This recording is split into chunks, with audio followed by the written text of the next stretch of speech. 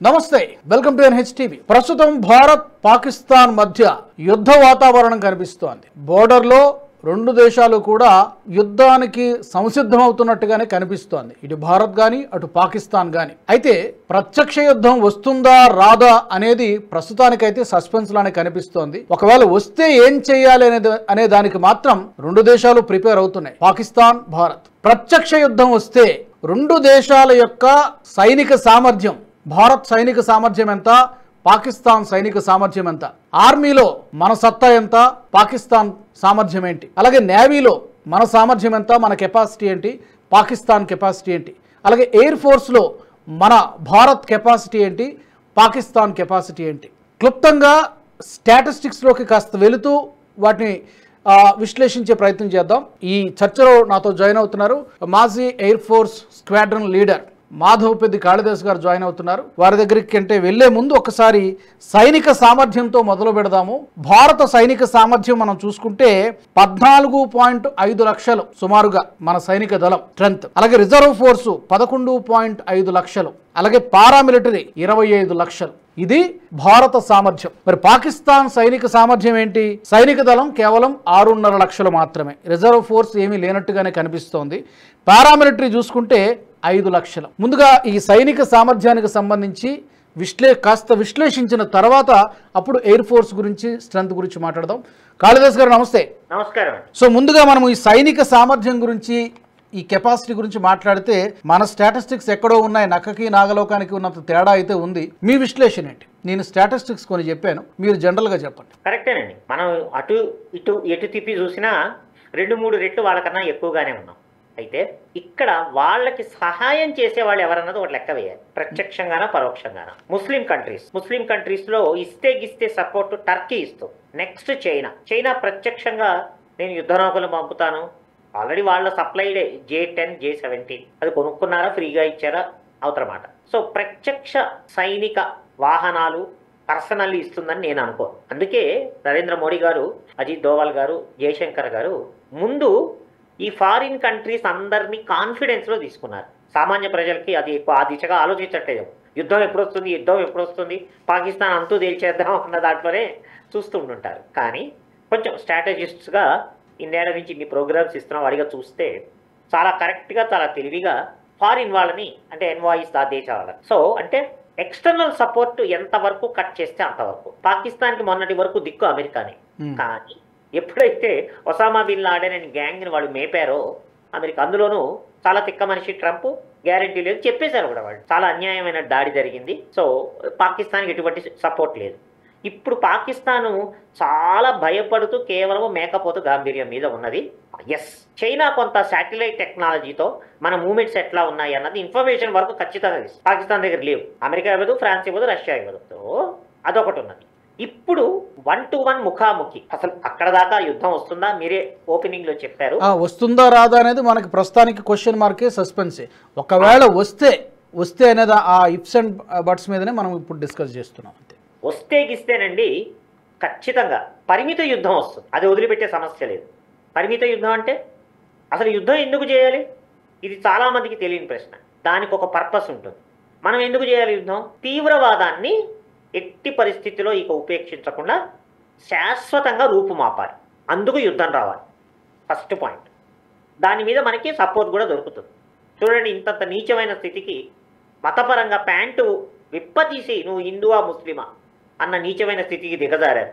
ప్రపంచానికి అందరికీ తెలిసింది. కనుక జిహాదీ ట్రైనింగ్ ఎసెట్స్, వాళ్ళ లీడర్షిప్ ఎవరెవరైతే ఉన్నారో వాళ్ళకి సపోర్ట్ చేస్తున్నటువంటి ఆర్థిక మూలాలు, వీటి మీద అయితే ఖచ్చితంగా పరిమిత యుద్ధం వస్తుంది, రావాలి అని నేను అనుకుంటున్నాను. ఫస్ట్ ఇండస్ట్రీకి కూడా యుద్ధమే. వాళ్ళే అన్నారు ఓపెన్ గా అది వాటర్ వార్ఫేర్ అని. వాడు జిహాదీ టెర్రరిజం వార్ఫేర్ 50 ఏళ్ళ నుంచి చేయట్లేదా? అంటే నీకో నీతి నాకో నీతే అంటే వాళ్ళ దాకా వస్తే రూల్స్ వేరా? సో వాటర్ ట్రీటీ అది చాలా పెద్ద యుద్ధ తంత్రం. పక్కడ్బందీగా ఇప్పుడే స్టేట్మెంట్ చూశారండి, జల్శక్తి మినిస్టరు ఒక్క డ్రాప్ కూడా ఇవ్వమన్నారు. ఎస్, ఇదే పట్టుదలతో ఉంటే పాకిస్తాన్ అంతటా పాకిస్తానే సర్వనాశనం అయిపోతుంది. ఇండస్ మీద డ్యామ్స్ కట్టి నీళ్లను ఉపయోగించుకోదలుచుకుంటే ఒక్క రక్త బుట్టు చిందే అవకాశం ఉండదు. దాని మీద వాళ్లే తిరగబడాలి. Okay, all said and done మనమే ఒక పరిపూర్ణమైన అటాక్ చేస్తాము అని అనుకుంటే లేదు, వాళ్ళ ఎకనామిక్ మీద విపరీతమైన ప్రెషర్ పెట్టి మన నేవీని ఉపయోగించి వాళ్ళకి పెట్రోలు లాజిస్టిక్స్ దొరకకుండా చేసి వాళ్ళంతట వాళ్ళు యుద్ధానికి దిగేటట్టు చేసి అదొక ఆప్షన్, లేదా మనం దిగటం. ఇప్పుడు మనకున్న ఎసెట్స్ అంటే మిలిటరీ పవర్తో పోలిస్తే సగం కూడా పాకిస్తాన్కి లేదు. రెండవది, పాకిస్తాన్కి ఉన్న పెద్ద తలకాయ నొప్పి ఏం నడుస్తోందంటే బలూచిస్తాన్ వైపు వాళ్ళ భుజంలో 30% విరిగిపోయింది. ఆఫ్ఘనిస్తాన్ నుంచి వచ్చే తాలిబాన్ల ద్వారా ఇంకో 30% మిగిలింది. మిగిలిన 40% మనము వాళ్లతో చెయ్యి కలిపితే చాలా అవలీలగా వాళ్ళ చెయ్యి విరిచేయచ్చు. ఇది చాలా సింపుల్ యుద్ధ తంత్రం. ఓకే, నెక్స్ట్ 1-1 అనే పరిస్థితి వచ్చింది అనుకుందాం. చాలా వరకు ఊహాజనితమే, అంత అవసరం మనకి లేదు. ఉంటే గిట్టే పాకిస్తాన్కు ఉంటుంది. అంటే భారత్ పెట్టే మిగతా దెబ్బలకి తట్టుకోలేక రిటాలియేట్ కావటం అంత తప్ప వాళ్ళ చేతిలో ఏమీ ఉండని పరిస్థితి ఉంటే అప్పుడేమవుతుంది, ఘోరంగా దెబ్బతింటుంది. ఎందుకంటే 71 వార్లోనే అమెరికా యూకే హెల్ప్ చేసినా కూడా చిత్తుగా ఓడిపోయింది. ఈరోజు ఇంకా చిత్తుగా ఓడిపోతుంది. ఎందుకంటే మన దగ్గర ఉన్నటువంటి క్వాలిటీ వెపన్స్ కానీ క్వాంటిటీ కానీ మనకున్న ట్రైనింగ్లో, అయితే వాళ్ళకి ప్రొఫెషనల్ ఆర్మీ ఉంది, వాళ్ళకి ప్రొఫెషనల్ ఎయిర్ ఫోర్స్ ఉంది, కానీ వాళ్ళకన్నా 2-3 రెట్లు ఎక్కువ ఉన్నది. అంతకన్నా అతి ముఖ్యం ఏమిటంటే అంతర్జాతీయంగా వాళ్ళకి ఎటువంటి సపోర్ట్ రాదు, మనకు మాత్రమే వస్తుంది. ఈవెన్ కొన్ని Muslim countries like Saudi and UAE వాళ్ళకి పెట్రోల్ డీజిల్ ఆపేసినా ఆశ్చర్యపోక్కర్లేదు. ఓకే, ఇన్ స్పెసిఫిక్గా కాళిదాస్ గారు, ఇప్పుడు మనం సైనిక సామర్థ్యం గురించి కొంత చెప్పాను. మీరు ఎయిర్ ఫోర్స్లో స్క్వాడ్రన్ లీడర్గా పనిచేశారు గతంలో. ఎయిర్ ఫోర్స్కు సంబంధించి మనం చూసుకుంటే మన దగ్గర భారత్ దగ్గర ఫైటర్ జెట్లు సుమారుగా 513 అన్నట్టుగా చెప్తుంది. మేబీ సబ్జెక్టు కరెక్షన్ 1 or 2 అటు ఇటు ఉండొచ్చు. ఫైటర్ జెట్లు మన దగ్గర 513, పాకిస్తాన్ దగ్గర 328 అని చెప్తున్నారు. హెలికాప్టర్లు మన దగ్గర 899, పాకిస్తాన్ దగ్గర 373. మొత్తం మీద చూసుకుంటే మన దగ్గర 2229, పాకిస్తాన్ దగ్గర 1399. ఓవరాల్గా ఎయిర్ ఫోర్స్లో మన స్ట్రెంగ్త్ పాకిస్తాన్ స్ట్రెంగ్త్ కంపేర్ చేసుకుంటే అంటే టెక్నాలజీలో కానీ అన్ని విషయాల్లో చూసుకుంటే మనం ఎంత బలంగా ఉన్నాం, ఎంత స్ట్రాంగ్గా ఉన్నాం? సరే, నేను ఫిగర్స్ గురించి మాట్లాడినండి. ఉన్నా అందుబాటులో ఉన్నటువంటి జనరల్గా ఉంటాయి కదా ప్రయోగించాల్సినటువంటి ఇవన్నీ కూడా, ఎయిర్ క్రాఫ్ట్స్ అవన్నీ కూడా క్వాంటిటీ పక్కన పెట్టక క్వాలిటీ వైజు మనమే చాలా ఎక్కువలో ఉన్నాం. ఈ మధ్య ఫ్రెంచ్ నుంచి వచ్చినటువంటి 36 రఫాల్ జెట్స్, 10-15 స్క్వాడ్రన్స్ ఈజీగా ఉన్నటువంటి Su-30, బాలాకోట్లో సావు దెబ్బ కొట్టినటువంటి మిరాజ్ 2000, MiG-29, వీటన్నిటినీ కలిపితే క్వాలిటీ వైజ్ చాలా రెట్లు పాకిస్తాన్ కన్నా ఎక్కువ ఉన్నాయి. Quality wise first. రెండోది సంఖ్యాపరంగా కూడా. కనుక ఫుల్ ఫ్లెడ్జ్ వార్ వచ్చి ఒకవేళ మనం వచ్చిందని ఒక సినారియోలో మాట్లాడుతున్నాం, ప్రభుత్వము గో హెడ్ ఏది చేస్తే పాకిస్తాన్ సర్వనాశనం అవుతుంది అన్న ఫ్రీ హ్యాండ్ కనుక ఇస్తే సావు దెబ్బతింటుంది పాకిస్తాన్. అయితే వాళ్ళ దగ్గర కూడా F-16s అనే మంచి విమానాలు ఉన్నాయి, కానీ చాలా పరిమితిగా 30-36. వాళ్ళకైనా మనకైనా యుద్ధం సమయానికి ఎన్ని సర్వీసబుల్గా ఉన్నాయి, ఎన్ని AOG ఎయిర్క్రాఫ్ట్ ఆన్ గ్రౌండ్ ఉన్నాయి. సో ఒక 60-70 వరకు పాకిస్తాన్ నుంచి వచ్చిన, చైనా నుంచి వచ్చినటువంటి JF-17లు, J-10లు, అమెరికా నుంచి 80లో వచ్చిన F-16లు, ఇవి ఒక 60-70-80 వేసుకుంటే దానికన్నా ఎక్కువ క్వాలిటీ అండ్ క్వాంటిటీ మన దగ్గర ఉన్న 300-400తో పోలిస్తే అవి సరితూగలేవు. యుద్ధం చేస్తాయి కొన్నాళ్ళ పాటు, కానీ మనందరం ఒకటి ఆలోచించుకోవాలి. అసలు పరిపూర్ణమైన యుద్ధం అంటే ఉన్న రిసోర్సెస్ అని బార్డర్కి వెళ్ళిపోతాయి. పెట్రోల్ కానీ, ఆహారం కానీ, మందులు కానీ, లాజిస్టిక్స్ కానీ, దేశం అంతా దానికి తయారై ఉండాలి. మనము యుద్ధాన్ని ఒకేసారి మొత్తం హడావిడి పడకుండా సస్టైన్డ్ రిలీజ్ లో ఒక వారం 10 రోజులు లాగామనుకోండి, టోటల్ పాకిస్తాన్ కొలాప్స్ అయిపోతుంది. అంటే వాళ్ళని తెలివిగా యుద్ధంలోకి లాగి చావు దెబ్బ కొట్టాలి. దానికి ఎయిర్ ఫోర్స్ పరంగా ఇంకా డ్రోన్స్ పరంగా కూడా. అయితే అతి ముఖ్యమైన బలం మనకి ఎక్కడుందంటే అండి, ఇవి కాక మిజైల్స్ లో అద్భుతమైన బలం ఉంది. బ్రహ్మోస్ మిజైల్స్, పృథ్వీ అండ్ అగ్ని మిజైల్స్. సో ఎయిర్ ఫోర్స్ పరంగా మీరు ఇచ్చిన దాంట్లో ఫుల్ ఫ్లెడ్జ్ వార్ గనక వచ్చిందన్న సినారియోలో మాట్లాడితే వాళ్ళు ఖచ్చితంగా చావు దెబ్బతింటారు. ఓకే, ఇకపోతే ఆర్మీ నేవీ ఒకేసారి చెప్పేస్తాను బ్రీఫ్గా numbers, then we can talk. ఆ రెండింటి గురించి కూడా మనం సమప్ చేస్తూ మాట్లాడదాం. ఆర్మీలో చూసుకుంటే సుమారుగా మనకున్నటువంటి సమాచారం, ట్యాంకర్లు వచ్చేసి సుమారుగా 4200, పాకిస్తాన్కి 2627. సాయుధ వాహనాలు 1,48,050, భారత్కి 17,516, పాకిస్తాన్కి. అలాగే ఫిరంగి వ్యవస్థలు 3,975 భారత్కు ఉన్నట్టుగా మనకి నెంబర్స్ వస్తున్నాయి. పాకిస్తాన్కి ఏమో 2,629. చాలా డిఫరెన్స్ ఉంది పాకిస్తాన్కి మనకి. నేవీ గురించి కూడా రెండే ఉన్నాయి కాబట్టి సబ్మెరైన్లు, యుద్ధ నౌకలు. సబ్మెరైన్లు ఏమో మనకేమో 18 ఉన్నట్టుగా మనకు సమాచారం, పాకిస్తాన్కి కేవలం 8 మాత్రమే ఉన్నాయి సబ్మెరైన్లు. అలాగే యుద్ధ నౌకలు మన దగ్గర 293 ఉన్నాయన్నట్టుగా సుమారుగా తెలుస్తోంది. పాకిస్తాన్కి కేవలం 121 మాత్రమే ఉన్నాయి. ఇప్పుడు ఈ రెండింటి గురించి, ఒకటి నేవీలో మన పవర్ ఏంటి, ఆర్మీలో మన పవర్ ఏంటి, పాకిస్తాన్ పవర్ ఏంటి, మీకున్న సమాచారం, మీకున్న అబ్జర్వేషన్. ఇప్పుడు ఎయిర్ క్రాఫ్ట్ క్యారియర్స్ చెప్పారండి నేవీలో, చాలా ముఖ్యం అవి. ఉన్నాయా మీ లిస్టులో? తెలియదు నాకు. Air force air craft carriers, యుద్ధ వాహన నౌకలు. బహుశా సాయుధ వాహనాలు అందులోకి రాదా? ఎయిర్ ఫోర్స్ ఫైటర్ జెట్లు నేవీ కింద వస్తుంది. నేవీ కింద వస్తుంది. ఓకే, నేవీ అంటే మేబీ యుద్ధ నౌకలు, అదే కదా యుద్ధ నౌకలు. యుద్ధ వాహన నౌకలు వేరు, యుద్ధ నౌకలు. ఓకే, మేబీ ఈ నా దగ్గర ఉన్నటువంటి లిస్టులో వాహన నౌకల్లో ప్రత్యేకంగా నేవీ లోంచి ఆపరేట్ అయ్యేటువంటి యుద్ధ విమానాలు ఉంటాయి. Short take off, short landing. Okay, అంటే యుద్ధ విమానాలు ఎక్కువ దూరం సుదూరంగా ఇప్పుడు యెమెన్ మీద అమెరికా ఉపయోగిస్తుంది, అదే ట్రూమెన్ అవన్నీ వచ్చి. సరే, ఏది ఏమైనా నేవీ పరంగా కూడా పాకిస్తాన్ దగ్గర అసలు లిటరల్గా ఆన్సర్ ఉండదు. ఆర్మీ కొంత రిటైల్ వాళ్ళ దగ్గర నాకున్న ఇన్ఫర్మేషన్ 20 డివిజన్స్ ఉన్నాయి, మనకి డబల్ ఉన్నాయి. అయితే ఒకటి ఉంది, ఇప్పుడు మొత్తం 100% వాళ్ళ ఆర్మీ కేవలం పంజాబ్, రాజస్థాన్ మీద డిప్లాయ్ చేయలేనటువంటి ఇబ్బందికర పరిస్థితి పాకిస్తాన్కి ఉంది. ఎందుకంటే బలూచిస్తాన్తో రావణ కాష్టం, ఆఫ్ఘనిస్తాన్తో. సో అక్కడ నుంచి కనీసం 30% చెప్పినా వాళ్ళు వచ్చేస్తారు లోపలికి. అయితే మన దగ్గర కూడా మన ఆర్మీ మరి చైనా పొజిషన్లో కూడా ఉంటాయి. మనకి కొంత రిస్క్ ఉంటుంది, కానీ పాకిస్తాన్కి చాలా ఎక్కువ రిస్క్ ఉంటుంది. పాకిస్తాన్కి వెసులుబాటు అవకాశం చాలా తక్కువగా ఉంది. అందుకని పూర్తి స్థాయిలో వాళ్ళు ఆర్మీని డిప్లాయ్ అయితే చేయలేరు. అదొక డిసడ్వాంటేజ్. ఒకవేళ చేసినా కూడా మనకన్నా చాలా తక్కువ. మనకున్నన్ని వెరైటీ ఆర్టిలరీ గన్స్ కానివ్వండి, ట్యాంక్స్ కానివ్వండి, ఇందాక మీరే లిస్ట్ ఇచ్చారు. సో ఇవన్నీ పోల్చుకుంటే క్వాలిటీ అండ్ క్వాంటిటీ వాళ్ళు సరితూగలేరు. సరే, యుద్ధం వచ్చింది కాబట్టి వాళ్ళేం పారిపోరు, పాపం వాళ్ళు సైనికులే కాబట్టి యుద్ధం చేస్తారు, కానీ సరితూగలేరు.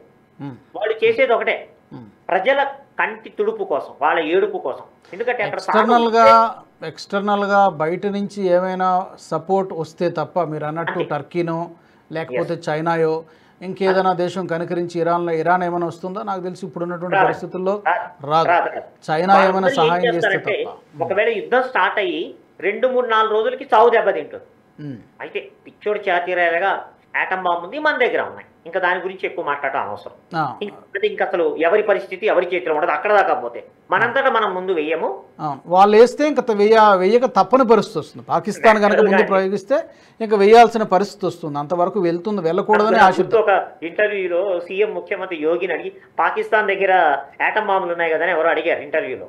మన దగ్గర ఉన్న ఫ్రిడ్జ్ లో పెట్టుకోవడానికి అన్నారు ఆయన నవ్వుతూ. నిజమే కదా, అక్కడ దాకా వస్తుంది. సో ఆ ఒక్క అంశాన్ని మెదలు పెడితే మనకి చాలా చాలా డిసైజివ్గా ఉన్నది మన దగ్గర ఉన్నటువంటి మిజైల్స్ అండి. ఒక్క యుద్ధ విమానము బయటకు లోపలికి వెళ్ళక్కర్లేదు మొదలు పెడితే. కనుక ఆ మిజైల్సే చావు దెబ్బతీస్తాయి, అక్కడ దాకా వస్తాయి. సో మనం ఎన్ని రకాలుగా అటు ఇటు మిక్స్ చేసి తీసుకున్నా వాళ్ళకన్నా 60-70% మనము చాలా బెటర్ ఆఫ్ గా ఉన్నాం, పవర్ఫుల్ గానే ఉన్నాం, శక్తివంతంగానే ఉన్నాం. గుర్తుపెట్టుకోండి, కేవలం ఆయుధాలు కాదు, వెనకాల ఆర్థిక పరిస్థితి ఉండాలి. డీజిల్, పెట్రోల్, మందులు, లాజిస్టిక్స్, మన వనరులు అంటాం కదా. ఫుల్ ఫ్లెడ్జ్ వార్ కనుక వస్తే ఎకానమీ పరంగా ఇది చాలా ముఖ్యమైన విషయం. కేవలం ఆయుధాలు, వ్యవస్థలు కాదు, అవి ఎలాగో ఉన్నాయి, ఎంతకాలం సస్టైన్ చేయగలరు.